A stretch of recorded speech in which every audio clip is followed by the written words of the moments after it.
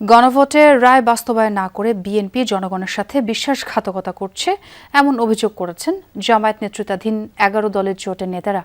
অবিলম্বে গণরায় বাস্তবায়ন না হলে বর্তমান সরকারকে ফ্যাসিস্ট সরকারের পরিণাম ভোগ করতে হবে বলে সিলেট বিভাগীয় সমাবেশে হুঁশিয়ারি দেন ১১ দলীয় ঐক্যের নেতৃবৃন্দ।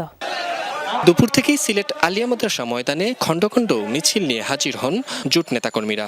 মঞ্চে একে একে উপস্থিত হন আসাদুজ্জামান ফুয়াদ, মামুনুল হক, নাহিদ ইসলাম, বিরোধী দলীয় নেতা ডক্টর শফিকুর রহমান সহ শীর্ষ নেতৃবৃন্দ।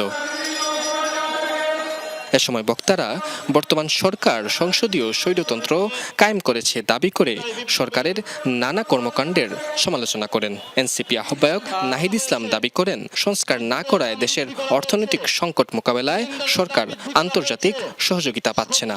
দেশের মানুষের যে অর্থনৈতিক সংকট, সেই সংকট থেকে উত্তরণের জন্য আন্তর্জাতিক যে সহযোগিতা প্রয়োজন, সেই সহযোগিতা সরকার পাচ্ছে না, কারণ সরকার সংস্কার করবে না।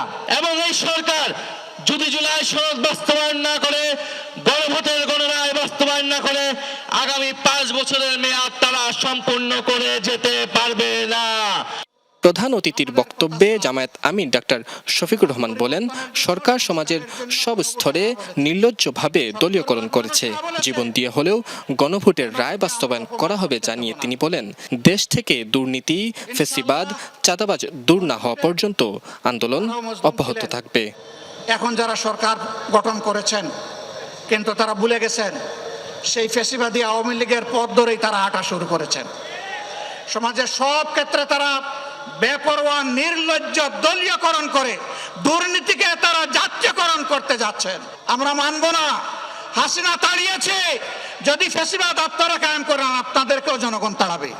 রাজশাহী থেকে শুরু হওয়া বিভাগীয় সমাবেশ শেষ হলো সিলেট সমাবেশের মাধ্যমে।